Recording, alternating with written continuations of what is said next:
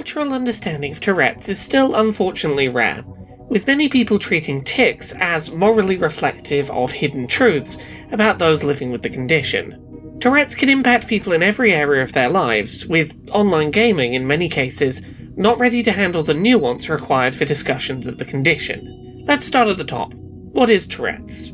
Tourette syndrome is a neurological and nervous system condition where a person experiences involuntary, non-conscious, motor or verbal expressions known as tics. Typically first seen around ages 3 to 9 and reaching peak intensity during teenage years, these tics can vary in intensity and expression from excessive blinking to involuntary head jerking to repeating recently heard words through to more complex combinations of muscle movements or actions. Tourette's often develops alongside conditions such as obsessive-compulsive disorder, and has no cure. Some therapies and medications can help to reduce tic severity or frequency for some individuals, but even with medical interventions, tics cannot be fully controlled. They are a truly involuntary firing of mental synapses, not a conscious decision made by the person. Tourette's isn't always verbal, and, importantly to counter common misconceptions, isn't always vulgar in nature. Coprolalia is a subset experience of Tourette's, experienced by approximately 10% of those with the condition, where a person might involuntarily tic swear words, slurs, or other inappropriate words or phrases. Connected, and similarly rare, is copropraxia, where a person may tic obscene gestures. At a fundamental level, coprolalia and copropraxia function very similarly to other forms of Tourette's, with areas of the brain dedicated to impulse control or inhibition not functioning correctly. In the case of these rarer subsets, a person with Tourette's may find that, when particularly excited or stressed or tired, they may be more likely to have tics associated with the part of the brain that handles worst-case scenarios. If you're in an airport, for example, shouting loudly and repeatedly that you've got a bomb hidden in your shoe would likely draw unwanted and dangerous attention to you. No person would willingly decide to do that, but a person with coprolalia alongside Tourette's may find themselves unable to stop themselves from doing so, explicitly because it's the thing that they know would be the worst for them to say in that situation. It's the thing they most need to resist saying. Like any other Tourette's tic, these are not in any way a reflection of the person experiencing the condition. Like any other tic, these are unconscious and involuntary, outside of a person's control. Much like a person with OCD may not be able to help having obsessive thoughts about their loved ones dying, a person with Tourette's may not be able to help hitting themselves in the head and shouting a phrase from a TV show in the middle of a job interview. For a little context, I have a couple of IRL friends who experience Tourette syndrome to varying degrees. One of them has their condition relatively under control. Their tics are pretty infrequent and tend to mostly involve minor muscle movements and echolalia-style repetition of words or phrases recently heard. The other has more difficulty with their tics and experiences coprolalia.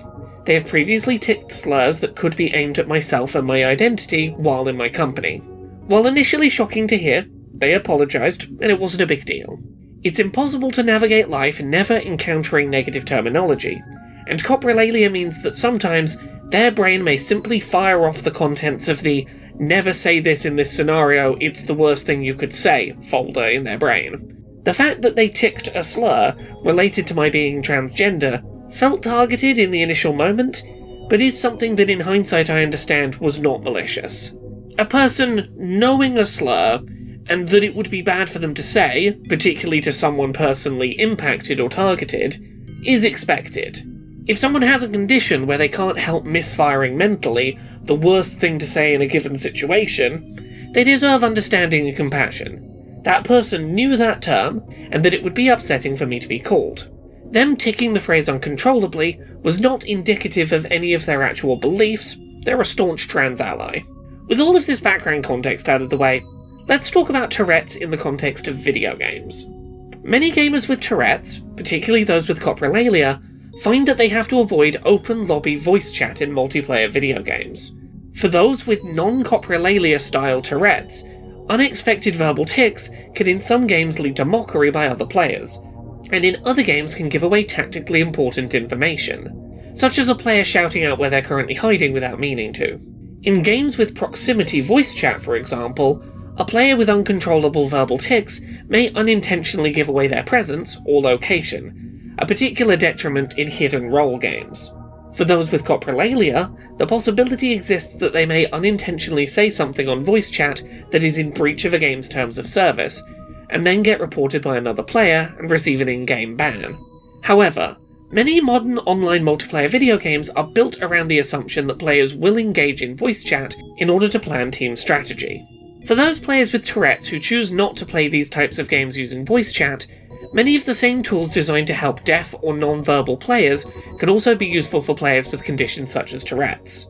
Apex Legends, for example, features a ping system which allows players to highlight locations or objects on the map from a distance and communicate why the highlighted location is important, entirely without verbal communication, setting a solid bar for how such communication systems can function. Similarly, games like Deep Rock Galactic and Helldivers 2 allow for highlighting objects, calling for support, and being alerted to the status of other players at large distances.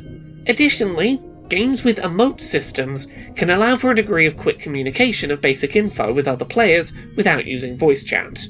Text chat systems in games can also offer options for non-verbal communication for players nervous about using voice chat, but this is not always a practical option in fast-paced online games, or for players with motor tics which may impact their typing ability.